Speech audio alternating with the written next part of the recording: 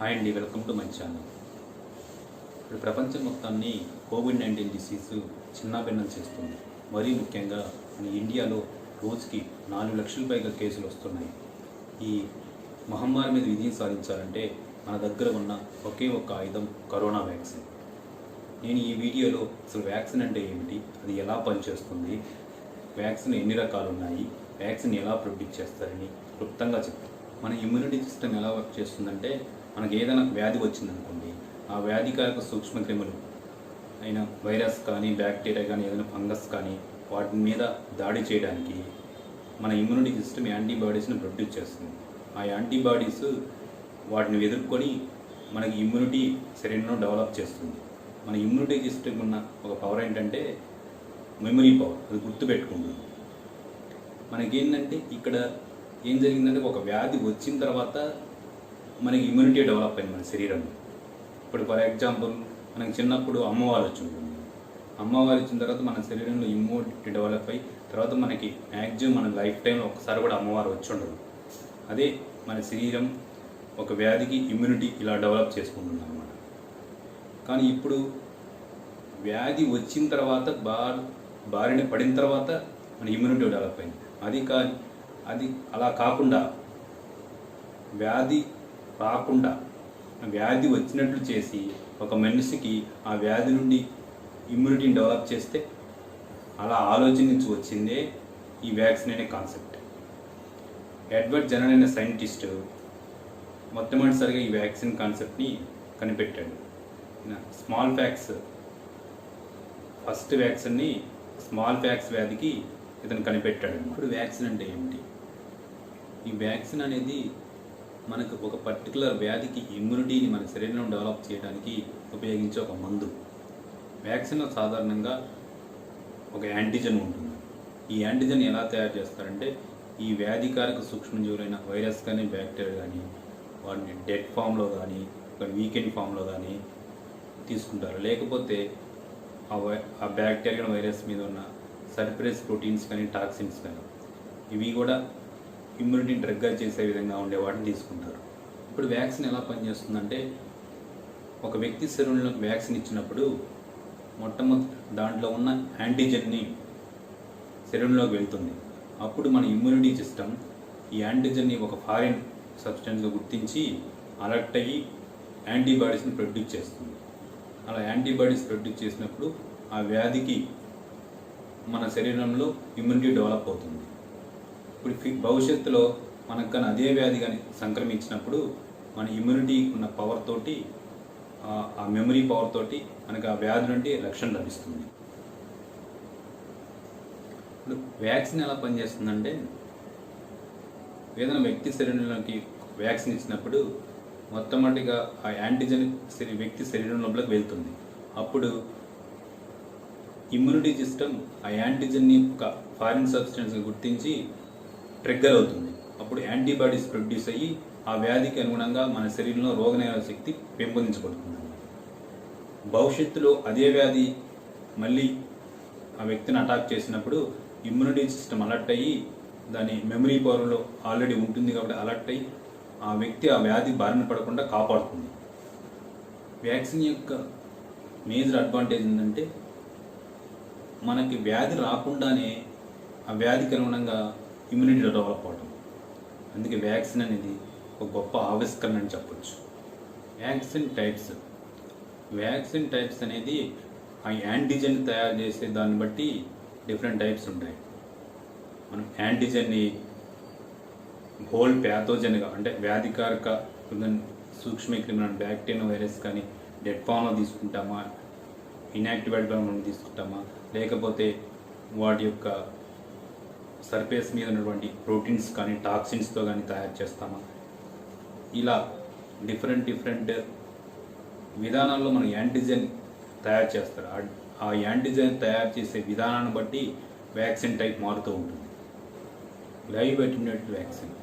ఈ వ్యాక్సిన్లో యాంటీజెన్గా వ్యాధిని కలుగజేసే సూక్ష్మక్రిములైన వైరస్ కానీ, బ్యాక్టీరియా కానీ వాటిని వీకెండ్ ఫామ్లో కానీ అటెన్యూయేట్ చేసుకొని తీసుకుంటారు. ఇవి మన శరీరానికి హాని కలిగి చేయని విధంగానే తీసుకుంటారు. ఈ యొక్క వ్యాక్సిన్ యొక్క అడ్వాంటేజ్ ఏంటంటే వీటిని వీకెండ్ ఫామ్ అటెన్యూట్ ఫామ్లో తీసుకోవడం వల్ల మనకి న్యాచురల్గా వ్యాధి ఎలా వస్తుందో అలా సిమిలర్గా ఉండటం వల్ల ఈ వ్యాక్సిన్ వల్ల ప్రొడ్యూస్ అయిన ఇమ్యూనిటీ అనేది చాలా ఎక్కువ కాలం ఉంటుంది. అదేవిధంగా దీంట్లో ఒక డిసడ్వాంటేజ్ కూడా ఉంది. ఏంటంటే దీంట్లో ఉన్న ప్యాథోజన్ వీకెండ్ ఫామ్ అటెన్యూట్ ఫామ్లో ఉండటం వల్ల ఎవరికైతే ఇమ్యూనిటీ సిస్టమ్ వీక్గా ఉంటుందో వాళ్ళలో ఈ వీక్ ఫామ్లో ఉన్నటువంటి ప్యాథోజన్ యాక్టివేట్ అయ్యి వ్యాధిని కలగజేసే ఛాన్స్ కూడా ఉందన్నమాట. ఈ వ్యాక్సిన్కి ఎగ్జాంపుల్ ఏంటంటే ఎంఎంఆర్ వ్యాక్సిన్, రోటా virus vaccine, chicken packs vaccine దీనికి ఉదాహరణగా. నెక్స్ట్ వచ్చేసి ఇన్యాక్టివేటెడ్ వ్యాక్సిన్. ఈ వ్యాక్సిన్లో యాంటీజెన్గా కిల్ వర్షన్ ఆఫ్ ప్యాథోజన్ని యూజ్ చేస్తారు. అంటే ఈ వైరస్ని కానీ బ్యాక్టీరియాని కానీ చనిపోయిన రూపంలో తీసుకుంటారు.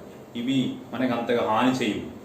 కానీ దీని డిసడ్వాంటేజ్ ఏంటంటే లైవ్ అటెన్యూటెడ్ వ్యాక్సిన్తో పోలిస్తే ఇమ్యూనిటీ ఎక్కువ రోజులు ఉండేటట్టుగా ఇవి ప్రొడ్యూస్ చేయలేవు. అందుకే ఇమ్యూనిటీని పెరగాలంటే బూస్టర్ డోసెస్ ఇవ్వాల్సి వస్తుంది. ఈ ఇన్యాక్టివేటెడ్ వ్యాక్సిన్స్కి ఉదాహరణ చెప్పుకోవాలంటే hepatitis A vaccine, rabies vaccine, polio vaccine. ఇప్పుడు మన రీసెంట్గా డెవలప్ చేసిన కోవిడ్-19 వ్యాక్సిన్లో కోవాక్సిన్ వ్యాక్సిన్ కూడా ఇన్యాక్టివేటెడ్ వ్యాక్సిన్స్ కిందకే వస్తుంది. తర్వాత next sub unit vaccines. Sub unit వ్యాక్సిన్లు యాంటీజెన్గా ఓన్లీ హోల్ ప్యాథోజన్ మీద కాన్సన్ట్రేట్ చేయకుండా only specific sub part of ప్యాథోజన్ని యాంటీజెన్గా యూజ్ చేస్తారు. దీని అడ్వాంటేజ్ ఏంటంటే ఇమ్యూనిటీ కూడా స్పెసిఫిక్ సబ్ పార్ట్ మీద అనుగుణంగా ఇమ్యూనిటీ డెవలప్ అవుతుంది. దీంట్లో కూడా డిసడ్వాంటేజ్ అంటే దీంట్లో కూడా ఇమ్యూనిటీ ఎక్కువ లాంగ్ లాస్టింగ్గా ఉండదు. దీంట్లో కూడా బూస్టర్ డోస్ ఇవ్వాల్సి వస్తుంది. Next recombinant protein vaccine. ఈ రీకాంబినెంట్ ప్రోటీన్ వ్యాక్సిన్లో యాంటీజెన్ ఎలా తయారు చేస్తారంటే ఒక ఈస్ట్ ఆర్ బ్యాక్టీరియాని తీసుకుంటారనమాట. తర్వాత ప్యాథోజన్ యొక్క డిఎన్ఏని ఈస్ట్ సెల్లోకి ఇన్సర్ట్ చేస్తారు. ఈ ఈస్ట్ సెల్ అనేది ఏం చేస్తుందంటే ప్యాథోజన్ యొక్క డిఎన్ఏని యూజ్ చేసుకొని దాని సర్ఫేస్ ప్రోటీన్స్ని ప్రొడ్యూస్ చేస్తుంది. ఈ సర్ఫేస్ ప్రోటీన్సే మనకి యాంటీజెన్గా యూజ్ అవుతాయి అనమాట. దీనికి ఎగ్జాంపుల్గా హెపటైటిస్ బి వ్యాక్సిన్ని చెప్పుకోవచ్చు అనమాట. నెక్స్ట్ వచ్చేసి టాక్సాయిడ్ వ్యాక్సిన్స్. కొన్ని బ్యాక్టీరియాస్ కొన్ని హార్మ్ఫుల్ టాక్సిన్స్ని ప్రొడ్యూస్ చేస్తాయి. ఇవి టాక్సిన్స్ ఏంటంటే పాయిజనస్ ప్రోటీన్స్ అనమాట. ఈ పాయిజనస్ ప్రోటీన్స్ మన శరీరంలోకి వెళ్ళినప్పుడు ఇవి బాగా హాని చేస్తాయి. అందుకే మన ఇమ్యూనిటీ సిస్టమ్ వీటిని బాగా గుర్తిస్తుంది అనమాట. అందుకే ఏం చేస్తారంటే దీని ఇనాక్టివ్ ఫామ్ టాక్సిన్స్ అంటే టాక్సాయిడ్ని యాంటీజెన్గా యూజ్ చేస్తారనమాట. అది ఇమ్యూనిటీని ట్రిగ్గర్ చేస్తుంది అనమాట. ఈ టాక్సాయిడ్ వ్యాక్సిన్స్కి ఉదాహరణగా డిపిటి వ్యాక్సిన్ చెప్పుకోవచ్చు. నెక్స్ట్ వచ్చేసి కాంజుగేట్ వ్యాక్సిన్. కాంజుగేట్ అంటే కనెక్టెడ్ ఆర్ జాయింట్. కొన్ని బ్యాక్టీరియాలో పాలీసాకరైడ్స్ ఉంటాయి అన్నమాట. ఈ పాలీసాకరైడ్ని టాక్సిన్స్కి కంబైన్ చేసి దాన్ని యాంటీజెన్గా తయారు చేస్తాం. ఈ యాంటీజెన్ ఇమ్యూనిటీని ట్రిగ్గర్ చేస్తుంది. ఇవే కాంజుగేట్ వ్యాక్సిన్స్. దీనికి ఉదాహరణగా హెచ్ఐవి వ్యాక్సిన్ని దీనికి ఉదాహరణగా నెక్స్ట్ వచ్చేసి వైరస్ లైక్ పార్టికల్ వ్యాక్సిన్స్ అనమాట. అంటే ఈ వైరస్ లైక్ పార్టికల్స్ అనేవి వైరస్ని పోలి ఉంటాయి అనమాట. వీటిలో జెనెటిక్ మెటీరియల్ ఉండదు. అందువల్ల అవి మనకి హాని చేయవు. అందుకే వీటిని యాంటీజెన్గా యూజ్ చేస్తారు. నెక్స్ట్ వచ్చేసి ఎంఎన్ఆర్ఏ వ్యాక్సిన్స్ ఆర్ ఆర్ఎన్ఏ వ్యాక్సిన్స్. దీంట్లో ఎంఎన్ఆర్ఏ అంటే మెసెంజర్ ఆర్ఎన్ఏ యూజ్ చేసి యాంటీజెన్ ప్రొడ్యూస్ చేస్తారు. అది ఇమ్యూనిటీని ట్రిగ్గర్ చేస్తుంది. దీనికి ఎగ్జాంపుల్ కిందకు వచ్చేసరికి రీసెంట్గా కోవిడ్-19 వ్యాక్సిన్లో ఫైజర్ బయోఎన్టెక్ వ్యాక్సిన్ అని, మోడర్న్ వ్యాక్సిన్ అనేవి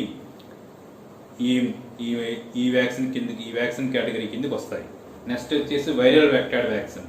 దీంట్లో హార్మ్లెస్ వైరస్ని యూజ్ చేస్తారు. ఈ వైరస్ ఏం చేస్తుందంటే టార్గెట్ వైరస్ యొక్క జెనెటిక్ మెటీరియల్. టార్గెట్ వైరస్ అంటే మనం ఏ వ్యాధికి అయితే వ్యాక్సిన్ డెవలప్ చేస్తున్నా ఆ వ్యాధి కారక వైరస్ యొక్క జెనెటిక్ మెటీరియల్ ప్రొడ్యూస్ చేస్తుంది. ఆ జెనెటిక్ మెటీరియల్ ఇంటర్న్గా మనకి యాంటీజెన్ని ప్రొడ్యూస్ చేస్తుంది. దీనికి ఎగ్జాంపుల్గా అంటే మనం రీసెంట్గా డెవలప్ చేసిన Covishield COVID-19 vaccine and Sputnik we COVID-19 vaccines ఈ వైరల్ వెక్టర్ వ్యాక్సిన్ కిందికి వస్తాయి. Next coming to the vaccine production. Vaccine production అనేది మిగతా ఫార్మాస్యూటికల్ ప్రొడక్ట్స్కి చాలా డిఫరెంట్ ఉంటుంది. ఎందుకంటే ఈ వ్యాక్సిన్ అనేది హెల్తీ ఇండివిజువల్స్ మీద వాళ్ళకు ఇస్తారు కాబట్టి చాలా ఎక్స్టెన్సివ్ అండ్ రెగ్యులర్ టెస్టింగ్ చేసి మాత్రమే దాన్ని అప్రూవల్ ఇస్తారు.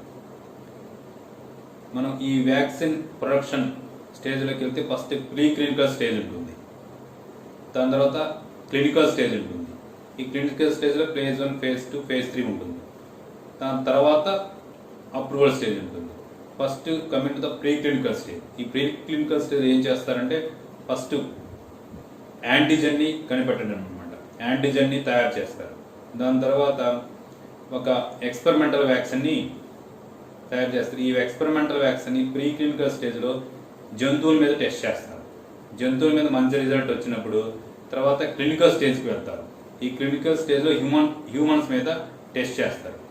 తర్వాత దీంట్లో కూడా 3 ఫేజ్లుగా ఫేజ్ 1, ఫేజ్ 2, ఫేజ్ 3గా టెస్ట్ చేస్తారు. ఫస్ట్ ఫేజ్ 1లో young and adult health volunteers తీసుకుంటారు. వాళ్ళు కొంతమంది తీసుకొని వాళ్ళ మీద టెస్ట్ చేస్తారు. మంచి రిజల్ట్ వస్తే నెక్స్ట్ ఫేజ్ 2కి వెళ్తారు. ఈ ఫేజ్ 2లో ఇంకా కొన్ని వందల మంది వాలంటీర్స్ని సేమ్ ఏజ్ సెక్స్ ఉండే వాళ్ళని తీసుకొని ఏం చేస్తారంటే వీళ్ళు కొంతమందికి వ్యాక్సిన్ ఇస్తారు, కొంతమందికి ఇన్వెస్టిగేషన్ వ్యాక్సిన్ ఇస్తారు అన్నమాట. అది ఎవరికి వ్యాక్సిన్ ఇచ్చారు, ఎవరికి ఇన్వెస్టిగేషనల్ వ్యాక్సిన్ ఇచ్చారు అనేది చాలా కాన్ఫిడెన్స్గా ఉంచుతారు.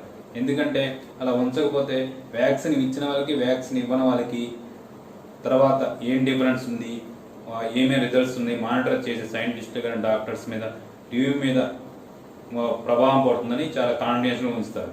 దీంట్లో సేఫ్టీని తర్వాత ఎంత డోస్ ఇవ్వాలని చెక్ చేస్తారు. ఇక్కడ కూడా మనకి మంచి రిజల్ట్ వచ్చేస్తే ఫేజ్ 3కి వెళ్తారు. ఈ ఫేజ్ 3లో కొన్ని వేల మంది వాలంటీర్స్ తీసుకుంటారు.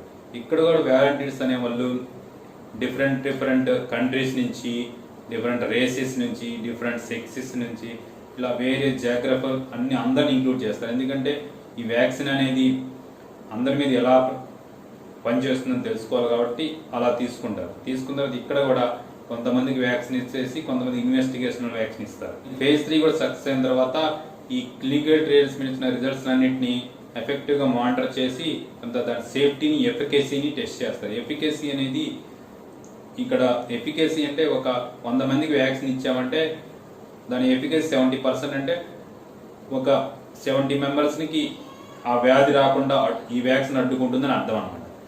దాని తర్వాత WHO కొన్ని స్టాండర్డ్స్ని రిలీజ్ చేస్తుంది.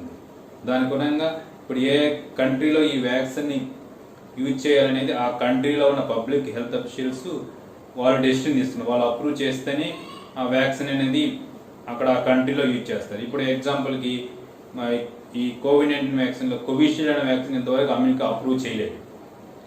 అలా అన్నమాట. ఇలా ఈ వ్యాక్సిన్ ప్రొడక్షన్ జరుగుతుంది. ఓకే ఫ్రెండ్స్, నా నెక్స్ట్ వీడియోలో ఈ కోవిడ్-19 వ్యాక్సిన్ ఇండియాలో ఉన్నటువంటి కోవిడ్-19 వ్యాక్సిన్ ఈ Covishield, Covaxin and Sputnik V differences గురించి చెప్తాను. Thank you for watching this video. ఈ వీడియో మీకు నచ్చినట్లయితే please subscribe to my channel.